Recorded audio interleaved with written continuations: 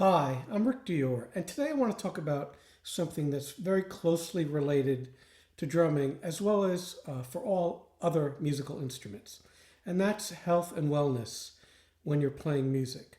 So every instrument has its different cautionary tales and different hazards, we should say, and some of them have the same issues as in hearing problems.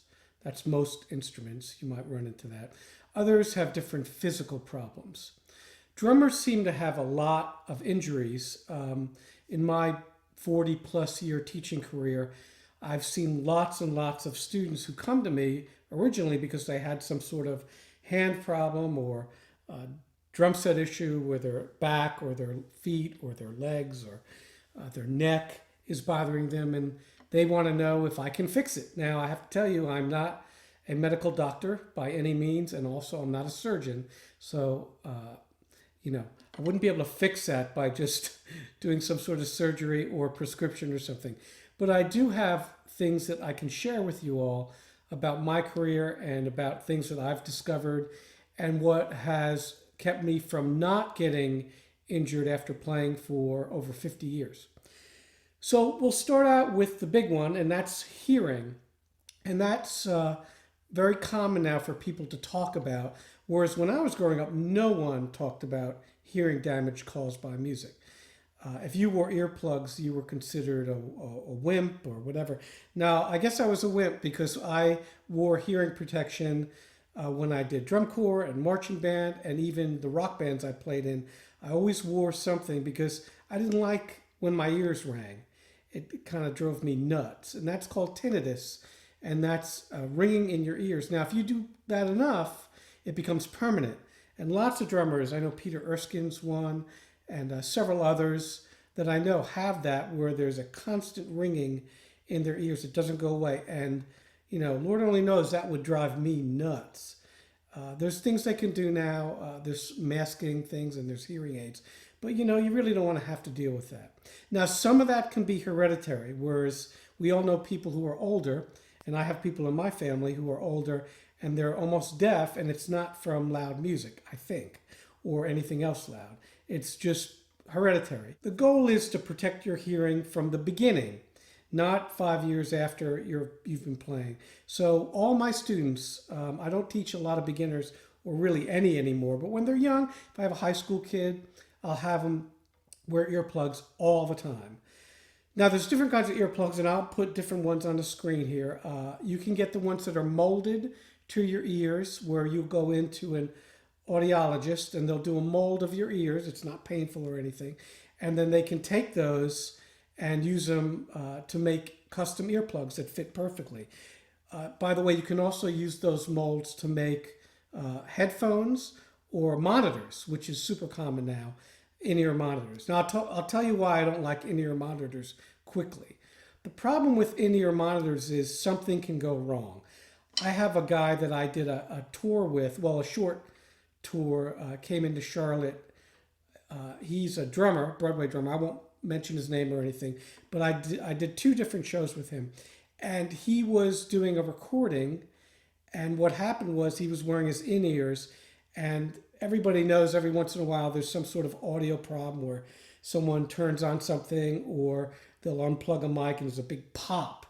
A professional engineer will never do that, but folks who aren't paying attention or are just lazy might do that. It's bad for your speakers, but in this case it was deadly for this guy. He lost the hearing in one of his ears. It ruptured his eardrum, and that's because he was using an in-ear and there wasn't any kind of limiter strapped to it. A limiter is a device when the peak of the volume goes above a certain point, it just knocks it down. So if you do use in-ear monitors, always have some sort of limiter or compressor strapped to that. That's an audio device, like I said, that will keep those high transients from getting through and damaging your ears. Now, I will not use those because of that, because this guy told me the story and he'll never get his hearing back. Of course, there was a lawsuit and all that stuff, but what I do is I wear headphones, and under the headphones, I'll put earplugs. So there's no way that anybody could screw up or mess up my ears that way. And you'll notice in a lot of my videos, I'll be wearing earplugs or headphones that will be covering those earplugs, and those headphones are so I can hear the click track. And you don't want to wear headphones 8, 9 hours a day, which is literally what I play every day, is 8 or 9 hours, whether it's practicing or teaching or whatever, or recording. You need to protect your hearing that long. Now, hearing damage is based on a few things. There's some scales that audiologists use. So in other words, you don't want to expose yourself to audio that's over 80 dBs for more than a certain amount of time. There's a little bit of disagreement in this. Some audiologists say it's any more than 4 hours. Some say it's 8 hours. But mostly you see you don't want to go over 80 for more than 5 or 6 hours, is what I've talked to several doctors about. So I'll put up some charts here so you can see the different things. Eventually, what happens when you listen to loud music or have power tools going, or anything like that, or you shoot guns or whatever you do, is that these little hair cells inside your ears will get mowed down. All right, and then once they're dead, they're gone. They're not growing back, and that's what will also cause that ringing in your ears. I'm sure you've all gone to rock concerts or played the drums, or if you play guitar or anything else, and then after you're done, you hear this ringing in your ears. That's not necessarily permanent, but that is damage that's being done by loud volumes. So if you ever went to a concert and you came home and your ears were ringing for a few days, that's really bad. I remember going to see lots and lots of rock concerts at Madison Square Garden when I was a kid. I probably saw 20, maybe more concerts when I was a kid. We'd go there all the time to see all the big bands. Yes, The Who, Zeppelin, everybody, which was amazing. It was an amazing experience. But I always wore earplugs, and people that were with me were like, "Oh man, I couldn't hear anything for days, man. That's so cool." And it's like, "Oh man, you're gonna pay for this someday." And sure enough, a lot of the folks I grew up with are pretty much deaf now. They can't really hear what's going on, and they have to read lips, and some of them are using hearing aids, but hearing aids are not perfect by any means. So the moral of that story is wear earplugs when you go to concerts. And I'm even talking about jazz concerts. I remember going to see Elvin Jones on several occasions, and Elvin, pretty much one of my favorite drummers of all time, he was loud. And I saw him at the Vanguard a few times, and I was sitting probably 10 feet from him.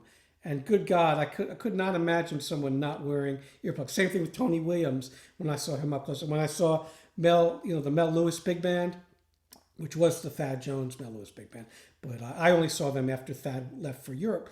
They were really loud too, although their dynamic level was huge.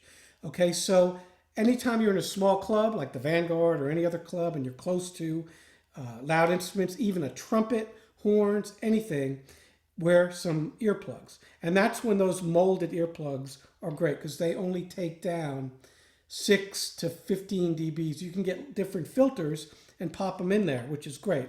I have earplugs with 3 different filters that are 6, 9, and 15. Anything above that, I'll use the foam filters that you can get that are really cheap, and you can throw them away when you're done. Okay, and even in the colleges now where I teach, they've mandated NASM, which is the National Association of Education for Musicians and for teachers. They have come up with guidelines for hearing protection, which is great, but that's relatively new, within the past couple decades. So this wasn't around, again, when I was a kid. So please protect your hearing. It's easy to do. You need to start doing it right away if you haven't done it. Now, one thing you have to be careful of is when you're practicing with hearing protection, is that you don't end up playing everything really, really loud. That can be a problem. So you end up playing everything, if you're wearing earplugs that protect 30 dBs, you end up playing everything 30 dBs louder. So make sure, listen to your teacher. If they say, "Hey man, you're playing too loud," you're playing too loud. All right. Record yourself. That's one thing you can do. Now everybody has computer programs where you can see the waveform, if it's peaking and all that. Well, look at what you're doing. You can see it. All right. And you need to have a massive dynamic level if you're a percussionist. So be able to do that. Record yourself. Make sure you're not playing loud all the time. All right. Especially if you play a lot of rock. So Again, feel free always to send me emails or make comments or whatever, any questions, anything I'm leaving out. But that's the first thing, the hearing protections, number one.